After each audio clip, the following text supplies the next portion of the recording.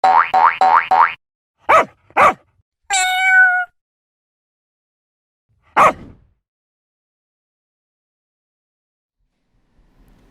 Animal Care welcomes you to Barks and Burps.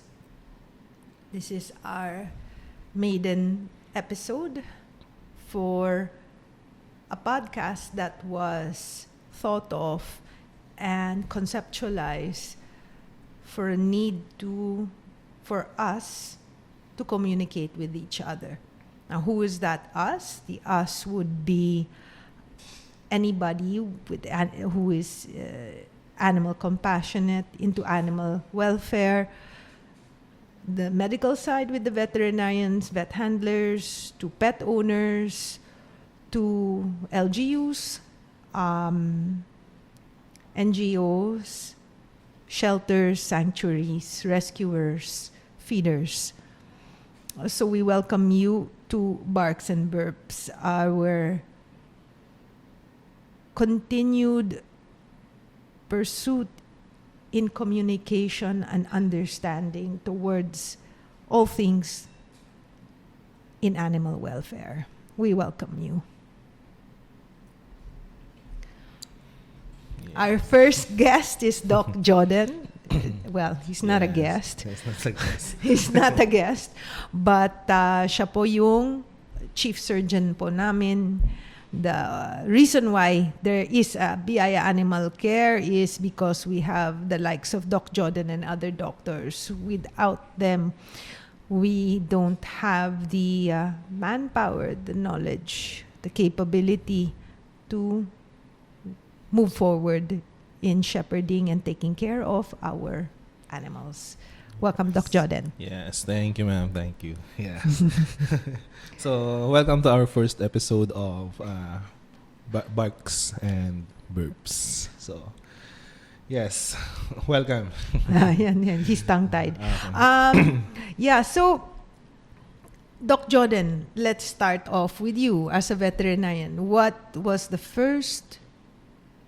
When did you know that you wanted to become a veterinarian? Was there a specific story or nothing? Nothing specific, but back on those days, our province is an agricultural lands, and our family has lots of these animals, livestock and companion animals back there. And also, I want to be a doctor at the same time. Human doctor? Not necessarily human doctor, but Basta a doctor. doktor, Yeah, okay. basta doctor. So, it came to a point na I don't know about this kind of course, veterinary medicine, but I do love taking care of our animals. So, I live that way in our province, and when I got to college, they tell me, oh, there's a course. Meron palang course na ganito. Saan to? So, it's in the Nueva Ecija, in the Central Luzon State University. So, they are offering this kind of course na you can become a doctor later on. Yeah, Any when you doctor, graduate. any Yeah, kind? Any kind. Gusto ko naman yun. You Doctor. just want to take care. Yeah, I just want to do what's I love. So, especially those nga malapit kasi sa akin yung mga animals when I was young. So, I have dogs there. There are yung mga local breeds nating dogs. So, and then yun nga mga livestock. And then sabi ko, okay, I will take this course. So, even though wala akong idea kung ano siya. So, and then later on, na in love ka na dun sa passion, and then it will help you grow and serve people and our community. So, yun. That's a simple story. No, so, wait. Mindoro is quite far from CLSU. Yeah, that's quite far. But since may brother ako nag-aaral doon, so at least meron kang, kung lumayo ka man sa province, meron kang kasama pa ring pamilya doon sa university or doon sa school na papasukan mo. So, ayun. Had you traveled sa Luzon, sa mainland before you moved? Yeah, not that madalas because as back on those days, yung transportation is very mahirap. So, especially yung road pa namin doon sa province noon is hindi pa maganda, and then travel time will take about you around 18 hours 10 to 18 hours. 10 hours to Manila, 18 hours to Nueva Ecija. So medyo, doon yung biyahe nun is hindi pa siya tuloy-tuloy. So meron lang once, twice a day na biyahe. So kailangan mo i-catch up yun. So kung pupunta ka talaga ng mainland, kailangan mo mag-plan ahead. So hindi siya pwedeng biglaan. So ganun siya kahirap before. So parang may confidence ka kasi may brother ka. Yes. Yun yung kagandahan na meron kang family dun sa isang area na hindi kayo familiar. At least it will relieve you from parang natatakot ka dun sa area. Or, so, But sometimes I think kasi na parang when you don't know and you haven't calculated because you don't know, yeah. it's easier to go. Kesa na meron ka ng alam. Alam, yeah. So, But at least dun is may guide ka. May guide ka na. So, these are the things na, kasi magkakaibang culture natin dito sa Philippines. Opa. So, dun sa province namin is iba yung culture. So, pag pumunta ka sa isang lugar is iba rin yung culture. So, at least may guide ka na. Ito yung dapat, ito yung hindi dapat. So mas madaling mag-adjust. What municipality or city in Mindoro are you from? I am from Sablayan Occidental, the largest municipality not only in Mindoro but in Philippines. Yeah. I don't know the square meter but malaki siya. Malaki siya. Geographically malaki. So, okay. And it's almost I think around 60-70% na agricultural land. So it's mixed up plants and livestock. Okay. So that's the way that I grew up, na open yung sarili namin open kami sa nangyayari dun sa kapaligiran, especially dun sa mga alaga nga namin before. So what did your father do? My father is a government employee and he is a graduate of animal husbandry. And so dun kami na namulat.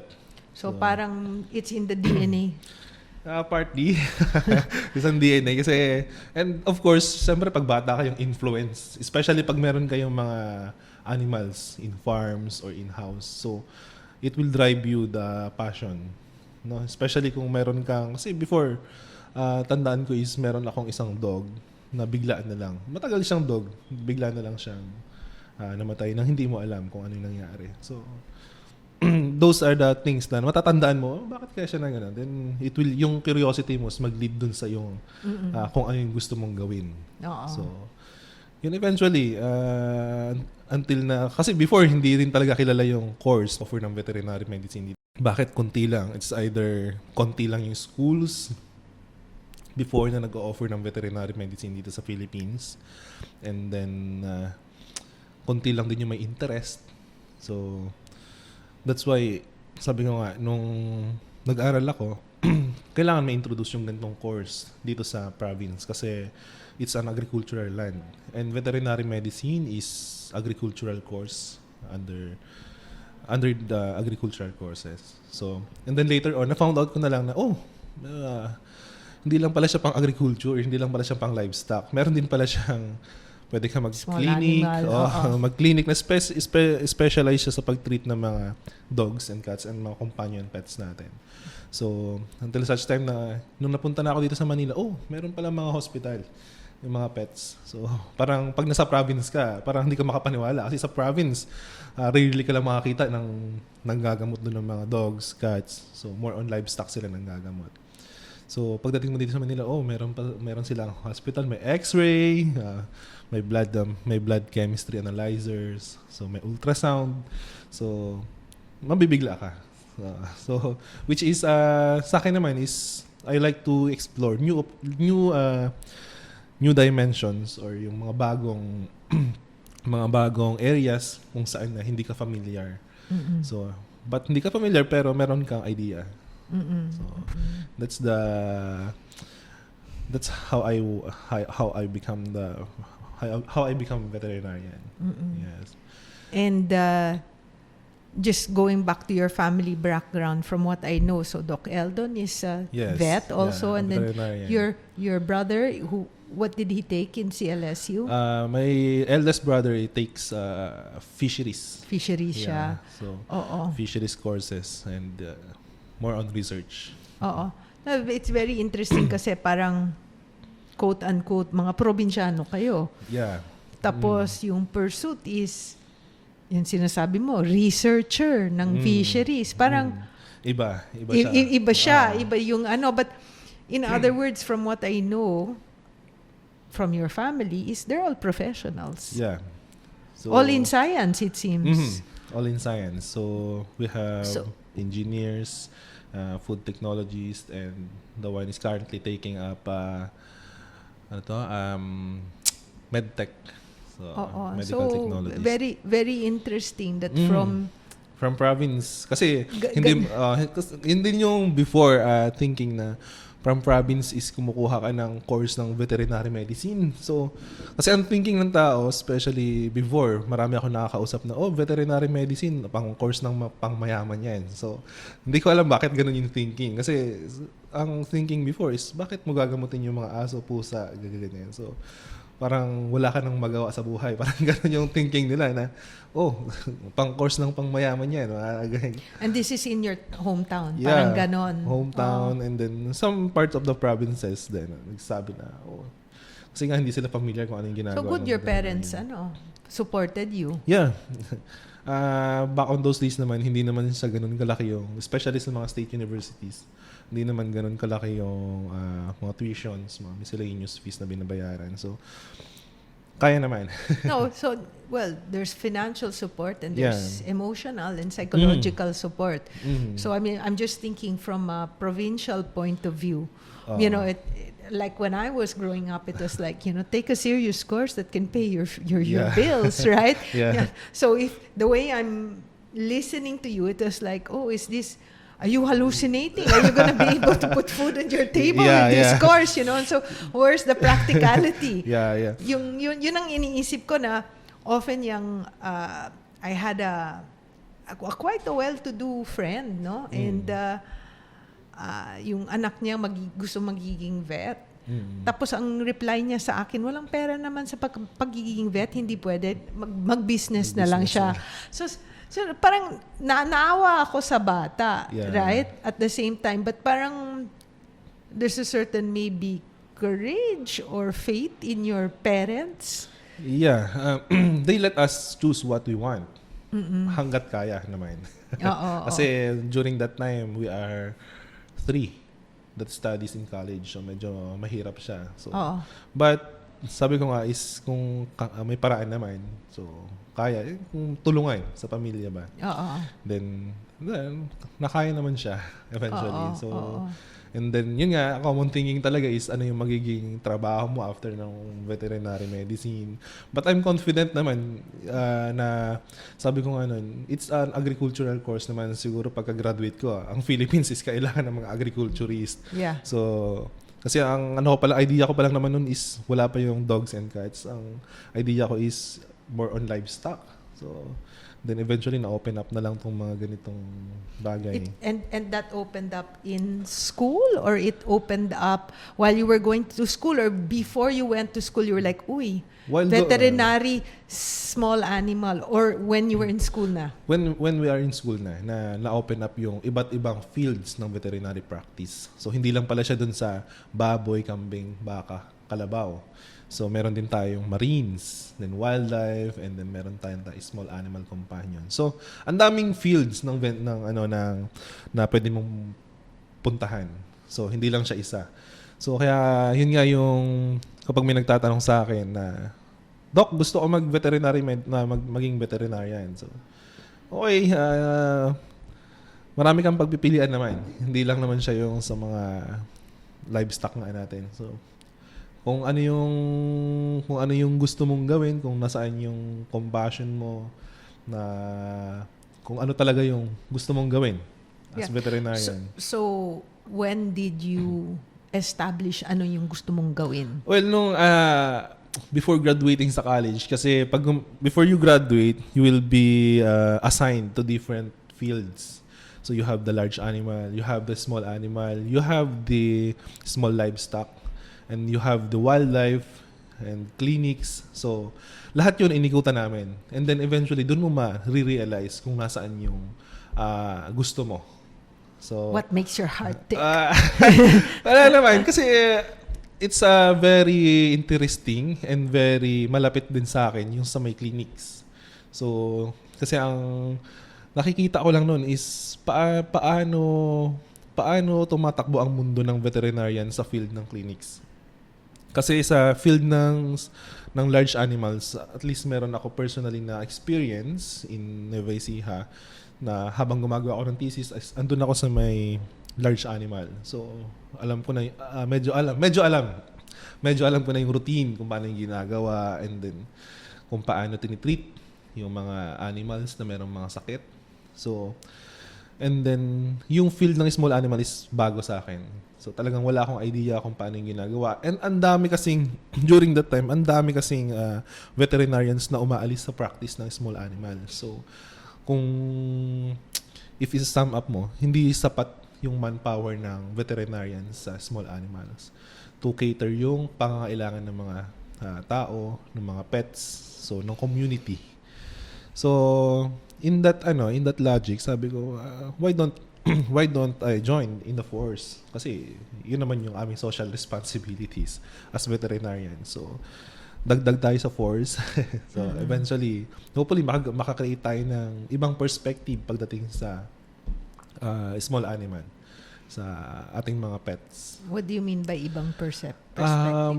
Ibang perspective in the sense na ma-upgrade yung mga treatment plans, kung ano yung mga hindi pa nagagawang treatment plans dito sa Philippines, why don't we introduce? Kasi medyo pagdating sa field, as we know, medyo huli tayo dun sa practice. Kasi medyo mahal yung mga equipments, then yung trainings.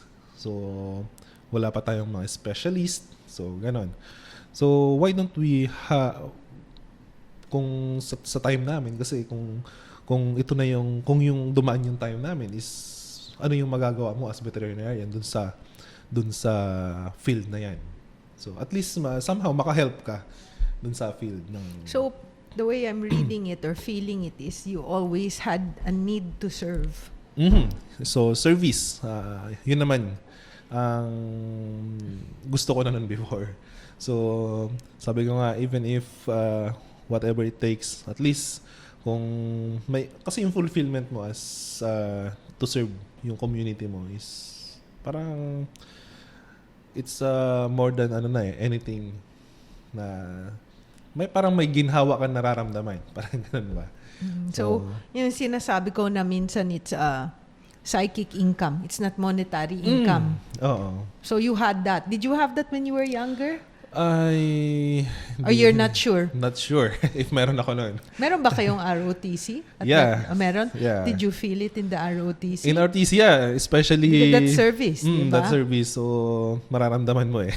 Oo. No, I really believe that this seed of service is planted. Yeah, innate, kumbaga. It's innate. It's planted somehow by someone, and it depends when it gets watered. When it and obviously your path seems like it's kind of straight towards that. Other people meandering pa siya. Hindi pa exactly kasi siguro kailangan nilang dumaan ng ibang experience or whatever until they really find, no? But parang from hearing it, parang dire-diretso lang eh. Easy lang. Yeah, there are struggles along the way, but yeah. No, but not that you were facing east and now you're facing west. Hindi. You get what I mean? Yeah. May mga ganun mga late bloomers na completely from one to another. Ako yun. But anyway, so just, parang sabi ko, sarap naman nun, tuloy-tuloy lang, no? You just build from one strength to strength, no? So, yun, so far, I find veterinary medicine naman is enjoyable. So, nakakuha mo dito yung fulfillment mo. So, along the way, natututo ka sa mga tao, sa mga inahandle mong mga pasyente. So, yeah, it's good. Yeah, so yung sinasabi naman na meron kang natututo with sa tao, sa hayop. Pero a lot of that is also probably can we say natututo mo tungkol sa sarili mo. Yeah. So, at least along the way, nakikilala mo yung sarili mo. Oo. Kung ano ka ba talaga, kung ano yung mga kaya mong gawin.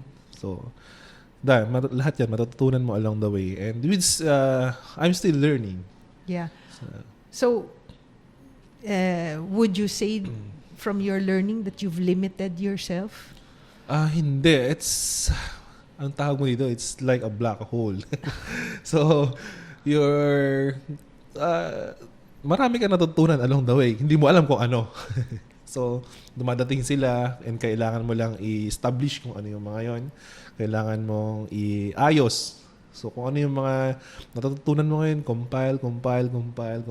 So, every day, since marami kang natitreat, not all, but yun nga, sabi nila, when it comes to veterinary medicine, you can't treat them all, but you can help.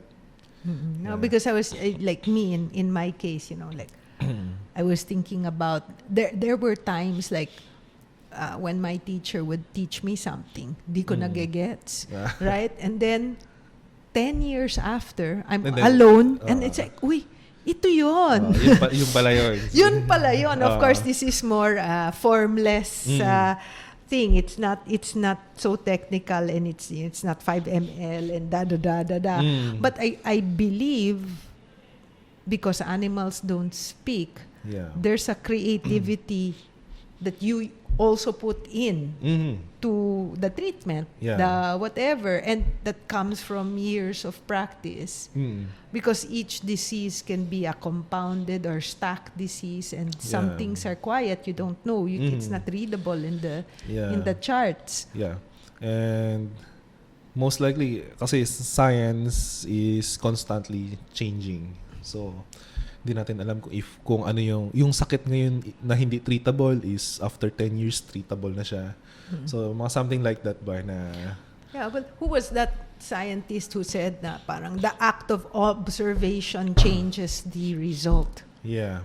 So I don't know, but the idea of observation technical, observation with care, observation with compassion, what gives, no? So these are the things that we think about, no? Na hindi lang how do you say this, parang clock in, clock out, hindi ka pwedeng ganon. So yun, hindi formulaic. So along the way lang, if you have mga ideas na medyo layo, it will form along the way ng practice, especially sa veterinary medicine. Yung sabi mo nga is, the dogs and cats or animals don't speak their language na no one can understand. But as veterinarian, we rely mainly on our clinical eyes, so on our experience, and then yung learnings experience and the past learnings. So, yun yung mga pinagbabasihan namin as how to judge. So, kung anong kailangan gawin dun sa pasyente, kailan dapat gawin, at kung bakit mo kailangan gawin. So, those are the judges. And of course, hindi lahat is tama, hindi lahat is accurate. So along the way. And how do you feel about that when it's not accurate? Do you blame yourself? Yes, partly. That's why if you are not prepared to take the veterinary, if you are a veterinarian and you are not prepared to do how do you call this? Hindi ka prepared or hindi ka mentally prepared for those kind of things, especially when it comes to small animal practice. I would not recommend you to enter. To shoot in. No. No, kasi yun, we handle so many vets here. Tinitimpla ko rin. I mean, parang, are they ready to hear this? Yeah. I keep quiet na lang sometimes because first of all, I'm not a vet, but I think what happens is that I feel very much the pressure. And I also feel that I know when they're parang desensitizing themselves Yeah. para they don't feel bad. Mm. Because that's what I was trying to tell a client, parang no vet ever wants something bad to happen to their patient. Yeah. But we're not God. yeah. We cannot Yeah. There are things that we can control. So yeah. So those are the pressures of being a small animal practitioners. Oo. So yes, there are some that expect you to treat animals that can't barely breathe na. So yeah. Yeah, no, that I understand the dilemma nga, and parang sometimes it's good to understand that your vets are human too. Yeah. They're not miracle workers. Yeah. But at the same time that I was just thinking about it, since we deal with so many animals that even me, I when I go home, I can't talk to anybody. Yeah. I have to sit in my bathtub and just soak, because so much happens, and you absorb Yeah. even the pain of the animal. Mm-hmm. You absorb that. Yeah, I remember one time nung bago pa ako sa practice, it's yung first na animal na yun parang pinatulog is mercy killing, nasagasaan. So, as new practitioner, parang ang hirap, no? But wala kang kayang gawin. And then yung capacity mo is hindi siya for that kind of cases. And upon evaluation, wala ka na talagang magagawa. So, comes to point na kailangan patulugin. And I remember that almost 2-3 days na hindi ka makatulog after you do putting the animals to sleep, because wala kang magawa. So that's parang isa siya sa mga, kung tutuusin ba, level 1 mga ganun na kailangan mong harapin in a veterinary setup. So yeah. So make or break sometimes. So may mga ilan na talagang hindi sila nagtatagal sa practice kasi especially parang nadudurog yung kanilang damdamin. Yun. So, and hopefully hindi ka naman used to, but some it will come to a point na ang magiging reason out mo na lang sa sarili mo kung bakit mo gagawin itong mga bagay na to is wala kang magawa. So yeah. So you're right. Even with me, no, you can't, you can never get used to it. But siguro the capability to process. Yeah, kailangan mo i-process na kailangan gawin to kasi kung hindi lalong so. No, and somehow you as it happens more often, the processing, it's not like when you first learn how to walk or run, mahirap ka pa, di ba? But parang those are the stages na you start to have some sort of exercising. And it's really up to now, it's not easy. It never gets easy. You still think about it, right? But somehow the processing is there, and then I don't know where all that energy goes, but it goes somewhere. It goes somewhere, and I just pray, and what can you do? So, Doc, do you get nervous before anesthesia? Yeah.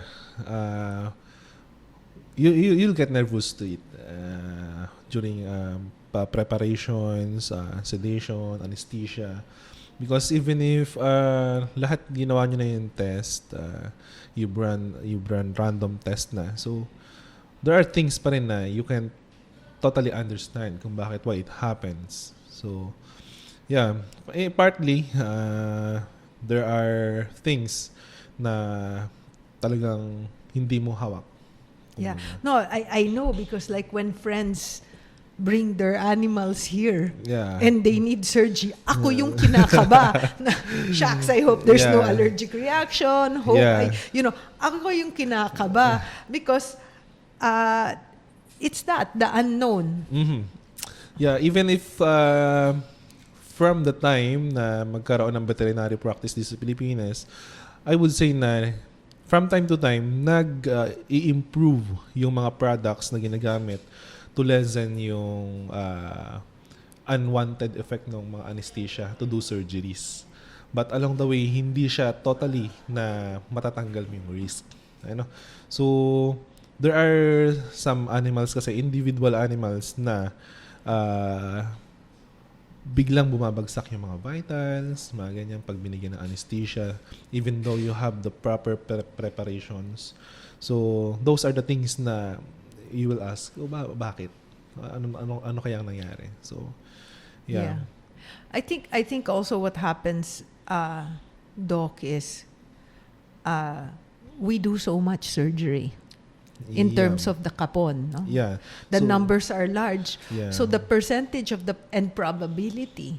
Yeah, you will see it not often, but you will see how things work.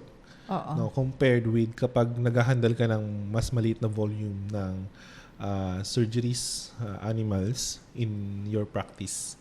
So, you will observe that 1 in every 1,000 animals have this kind of reaction to this kind of medicine. Not only anesthesia, but there are also this kind of antibiotics and other pain relievers, pain meds, and even oral medicines. They tend to have this kind of reaction. So, yeah, compare if you have that kind of volume ng mga pasyente. So, those are the things na kailangan mapaghandaan.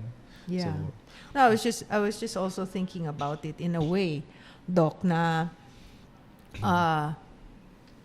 so do you take a deep breath? Do you pray? What do you do? Or you just go with it? Ang sabi nga nila, kapag alam mo naman yung ginagawa mo, hindi ka dapat kabahan. But of course, there is a precaution naman. So, kapag alam mo yung ginagawa mo, tingin mong confident ka, wala naman dapat ipa-alala. Yeah. Though you have to expect some of the cases na ganun nga, and all you have to do is to manage it.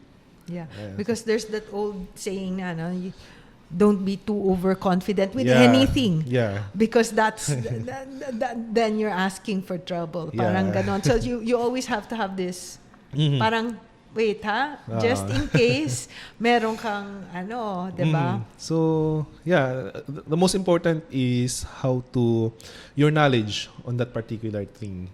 So if you have the knowledge on that particular thing, yung kaba is mostly sa sarili mo na lang. Yeah. So in terms of a small animal, what makes you happy? Say for example, when a dog can't walk because of fracture and nagawa mong ayusin, so it will find you parang fulfillment. It's like kapag yung bata ay dinala mo sa Jollibee, parang ganun yung pakiramdam mo eh. Or sa mga any fast food na sikat. So para kang kids na so ganun yung pakiramdam. No, so if a dog has a tumor and you successfully remove it, so same. When a dog came to you and naghihingalo, hindi alam kung ano yung nangyari, and despite of all the lack of information, you na-manage mo siya. Well, that's what happens, I think, with our rescues. We have no information. Completely no medical history.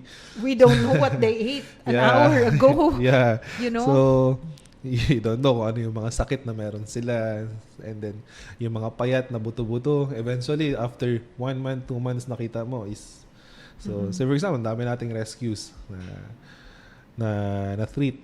So talagang it's the fulfillment in my side. So what are your disappointments? Pinaka-common na disappointments mo talaga is yung wala ka nang magawa. So, it's like, parang, bakit ganun? Parang wala akong kayang gawin sa ganitong case na to. Parang it's a losing side sa'yo eh. But, it's also, if you look it into different perspective, so, you will, gagawa ka ng paraan in the next na mga case mo na kailangan once na magkaroon ulit ako ng ganitong case is ma-resolve siya. Yeah. So, Okay. hindi na pwede yung wala akong magagawa. And has that happened? Yeah, it's happened. Sa mga rescues natin, sa mga patient. So, especially kapag yung mga worst case is cancer. So, lung cancer, liver cancer. So, yun yung mga times na parang wala ka nang pwedeng gawin. So, it's not necessarily a disappointment, but I think that's how the world works. Na hindi mo talaga sila kaya lahat i-treat. And then, in terms of what do you do to relieve yourself? Before kasi, tulog eh. Tulog, kain. So, ngayon, we can see the kain part. and of course, inom. Guilty. So, ngayon kasi is, if you let yourself open in this kind of scenarios, so you can get used to it. So, sa ngayon, kasi life must go on daw. So, correct. Life must go on. You should move forward. So if you fail to treat this one patient because wala ka nang magawa, move on to the next. Kasi maraming buhay yung nangangailangan ng tulong. So hindi lang siya naka-stock up dun sa isa. So kain, tulog, inom, karaoke. What's the order kaya? Okay. So ayun, and most of the cases naman, it's lucky that we are doing this kind of outreach programs. So we can see talaga na sa ibang lugar mas grabe yung mga situation ng mga dogs and cats. And in that perspective, you have the idea of ano yung mga klaseng sakit na iti-treat mo sa practice, sa community service. So, at least nagkakaroon ka ng wide range of knowledge in this practice. So, yeah. And what do your parents think of you now? They're happy, of course. So, no parents naman na malulungkot kapag nakikita nila yung anak nila is successful.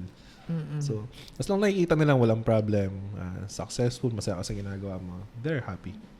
So, yun. Okay. Do you have pets yourself? Yeah, but in the province.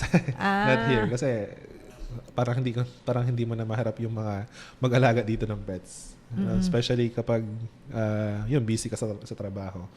So, I'd rather choose not to have pet dito. Kasi baka hindi mo maalagaan. So, yeah. And are you a dog person or a cat person? I'm a cat. Cat? Yeah, cat. So, cat. Sometimes dog din. Pero mostly cats kasi. I didn't think so. So, kasi ano siya, before, I used to most of the time, I livestock, kalabaw, kambing. Kasi yun, nasasakyan mo yung kalabaw ng bata. So, nasakyan mo sa kalabaw, parang ang sarap panoorin ng kalabaw habang kumakain. Parang hindi sila nabubusog. Oo, and then stress. Yeah. So, yun, I used to that kind of atmosphere ba sa province na whenever you are pagod, physically, hindi naman nakakapagod mentally sa province. So, you have to just watch yung kalabaw na kumakain. So, and it relieve your stress na. Yeah. So ganon. Okay. Do you have motto in life? Ay, wala pa. Time is gold. So, yun lang, time is gold. Talagang kailangan mong gawin. Kung ano yung kailangan mong gawin. What's your purpose? So, gawin mo kung ano yung purpose mo sa buhay. So, yeah. Do you have a tagline for your purpose? Wala pa sa ngayon. Maybe in the next years or ano. So, wala pa. Ang sa akin lang is kung saan ako nakakatulong, so doon ako. So, Okay. And do you, I see you have difficult clients and you have clients you get along with. How do you handle the difficult clients? difficult clients, hinahandle siya on the spot na mismo. So, yeah, kasi when yung difficult clients kasi is, it's a part na talagang gusto nilang gumaling or gusto nilang maisalba or matreat yung kanilang alaga. Siguro same din sa akin kapag I put sabi nga nila if you put your shoes in their shoes. So ano yung gagawin mo?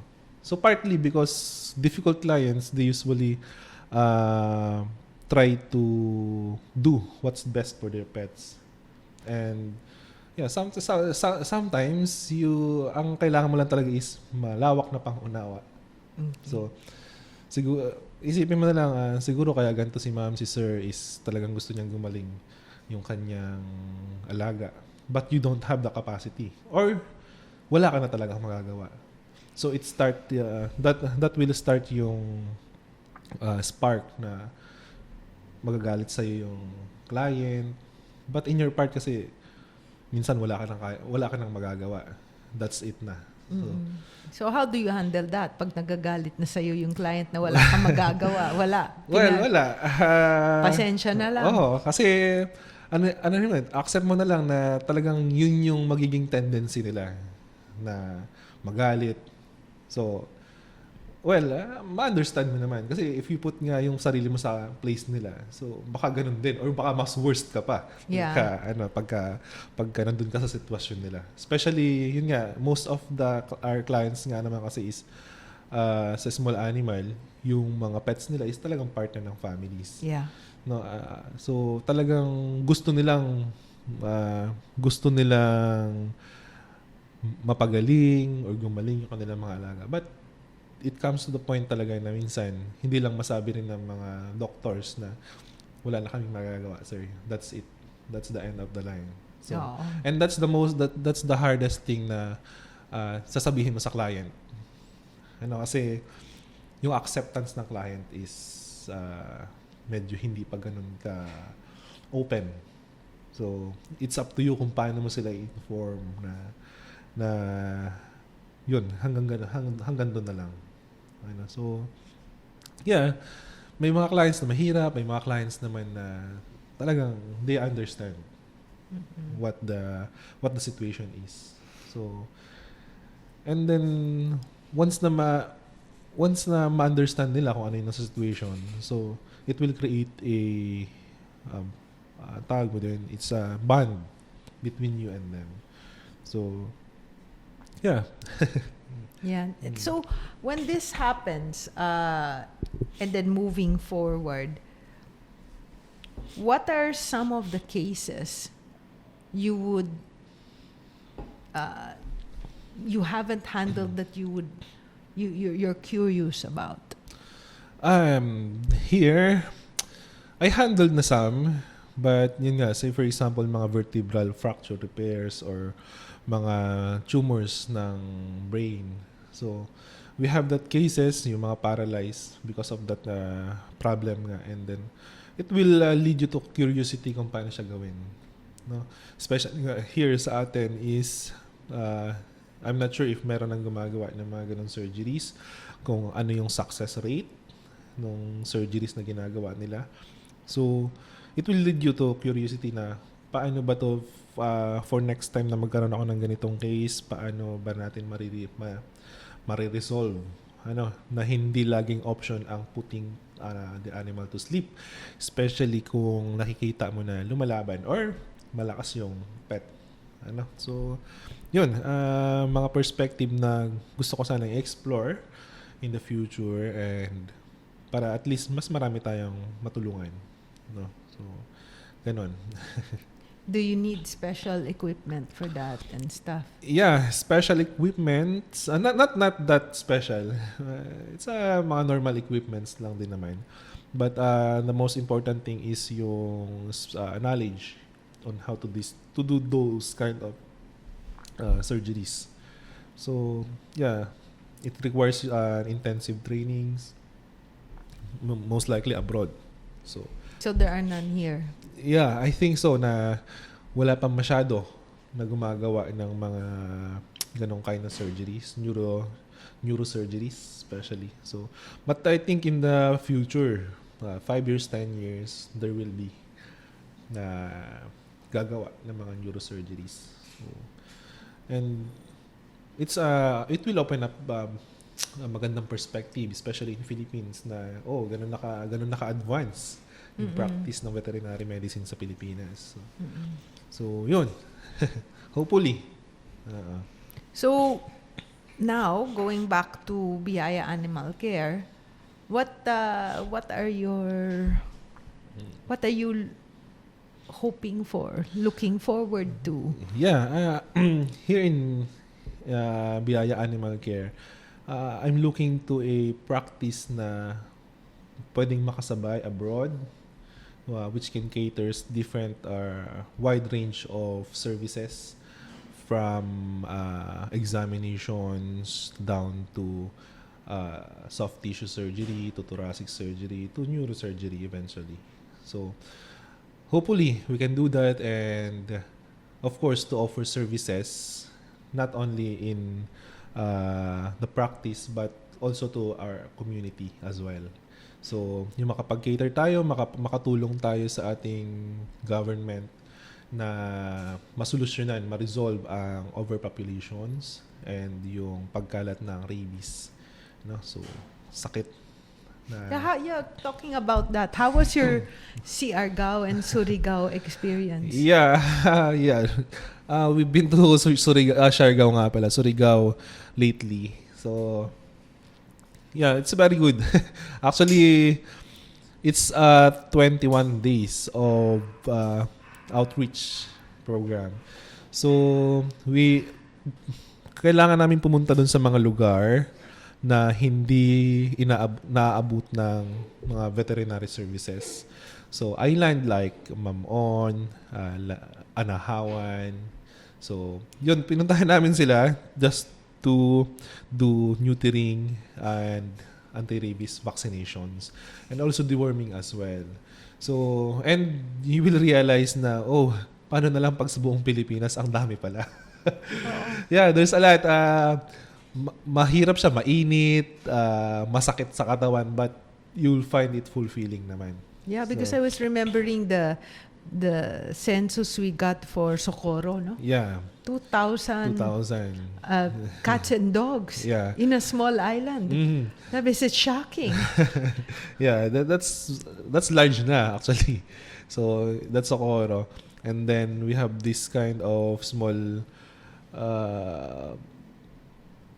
I can't remember yung barangay dun sa Dapa, but it's an island also na maliit, and it has around 100 dogs. So, and people there need to have their dogs serviced because hindi sila maabot ng LGUs natin. So, kailangan may magbakuna. So, yun yung mga request nila karamihan. Vaccines. So, yun. And then sa island naman mismo ng Siargao, we caters around ilang munisipyo yun is around 5 municipalities sa Siargao Island, including General Luna, Dapa, Del Carmen, San Isidro. So, those are the places that we've been para makapag-cater ng veterinary services to those communities. Yeah. So, yeah, it's a very good experience, especially when you came into that island, because Siargao is very, very beautiful island. You know? So, ang problem lang is that they have this kind of mga cases nga, rabies cases. So, kailangan matulungan. No? If sabi nga, if you're able, so help. So that's why tulong lang. Especially that's a tourist area. Ano, babalik pa tayo next year? Syempre. Okay, so how do you see yourself in the next 2 or 3 years? Hopefully I can do mga surgeries, neurosurgeries. So, yeah, yun lang naman. We'll see. We'll see. All good things come in their own time. Yeah, when it's your time, your time. Yeah. So, the Mindoro boy. Yeah. Mindoro boy. The other side of Mindoro. Not the easy side. Yeah. The further side the further of Mindoro. side of Mindoro. Yeah. So hopefully for the next years, we can cater those services na rin sa ibang lugar. Yeah. So especially those areas na hindi talaga naabot ng mga veterinary services. So No, it's not easy, ah. yeah, hindi siya easy. Of course, financially. No, I mean, I remember when I was looking at the inventory for Siargao, I was looking how Convenia is very expensive. Yeah. Sabi ko, nag-Convenia tayo but no choice kasi walang antibiotic mahanap sa mga ibang Walang lugar. pharmacy. Walang pharmacy. So I was just thinking, my God, how about the humans? What to do with the humans? Yeah. So, If something happens to you, 'di ba? So that's why in some part of the country hindi mo talaga sila masisi na yung humans or yung dogs, humans especially na pupunta sa mga albularyo para magpagamot kasi nga malayo talaga yung and no access. and even if they go baka walang medisina doon. Yeah, so that's also the problem. So basic healthcare. Yeah, so ganun din same with animals. So since walang mga clinics in most of the areas sa Philippines, so talagang nangyayari yung self-treatment ng mga owners. So yun. Kaya dapat hopefully through years yung mga areas na yon na hindi abot ng veterinary services is maabot. Kasi one time, I remember na pumunta ako sa isang lugar na talagang hindi nila alam na may gantong services. So, yung pagbakuna, okay, you need to open the community to those things na bawal nang magkatay ng aso para lang pampulutan. So, kailangan ng mga dogs and cats ng mga vaccines, not only the anti-rabies, but also the dewormer as well, para maging healthy. Not only the dog but also makaiwas yung may alaga sa mga sakit na pwede nila makuha dun sa kanilang alaga mismo. So for example, mga bulate. So worms can be transferable. Yeah, I think I have to take also medication every so often. Yeah, so, I'm sure I have a whole barangay. So hindi lang yung rabies but also those parasites. Municipality. Yun, especially dun sa may mga families na may alagang dogs and cats and at the same time meron silang livestock. Yung baby or mga bata. Kasi bata, medyo malilikot pa yung niyan. Siyempre, kaya since nga nung bata tayo, tinuturuan tayo maghugas ng kamay bago kumain. Kasi kung ano yung hinahawakan. So, mas malaki yung risk kapag may alaga silang mga dogs and cats na hindi updated yung mga anti-parasitics. So, yun. How often would that be? So, 3 months. Ideally. Especially dun sa mga dogs outside. No? So, outside, ibig sabihin roaming.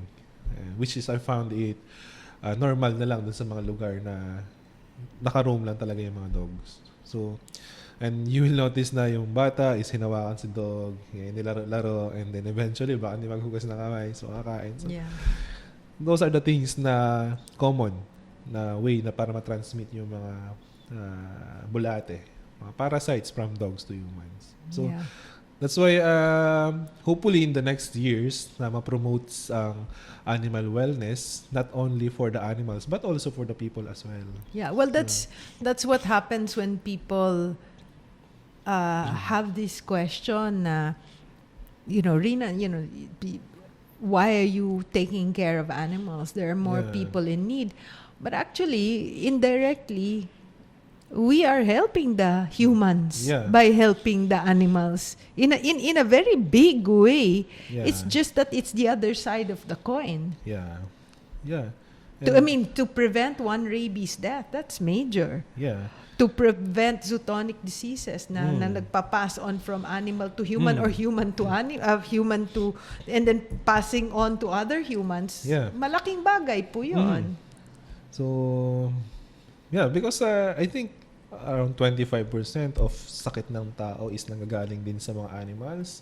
So, it's better to say na pag inalagaan mo yung animals in your surroundings or in your community, you're also taking care of the people within that community. Correct. So, yeah. It's a two-way, one-way process. It's related. Yeah, it's related. Really related. Yeah. So, yeah, hopefully in the next years we can do those things. Oo. And then awareness, Yeah. understanding, information. Yeah. So, especially in terms of in communities wherein parang normal pa yung pagkain ng mga companion animals. Yeah. So, hopefully in the next years mabago. So, and Mindset. mindset. And all we need to do is to do educations, educate them.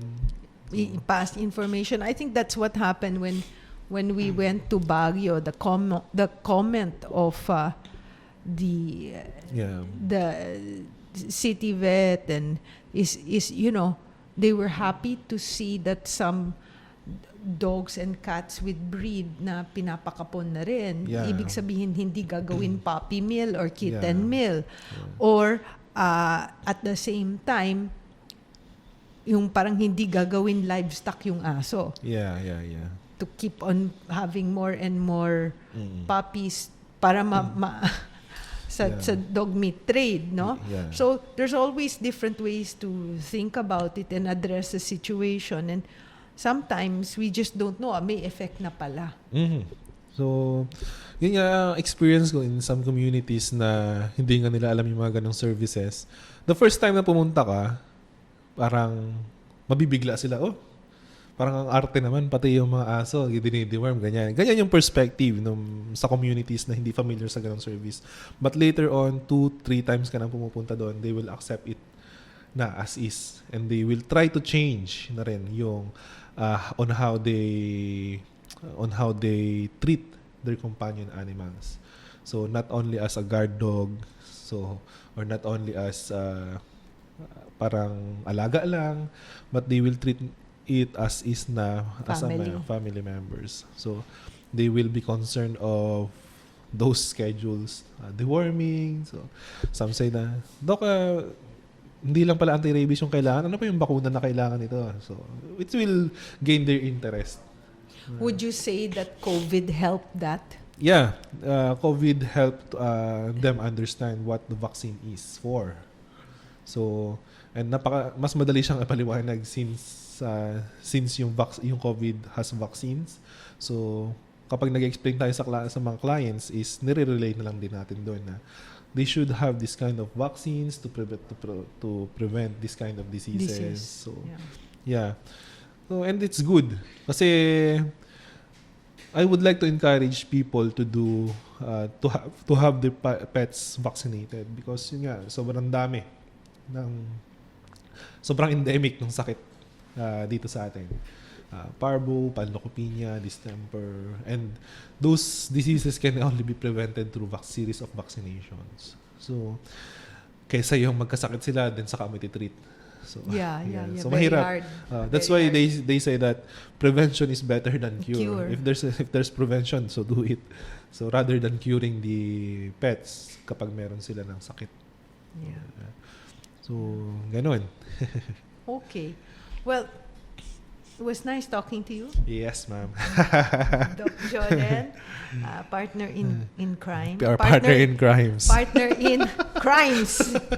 The plural. Yeah. Partner in kapons. Oo.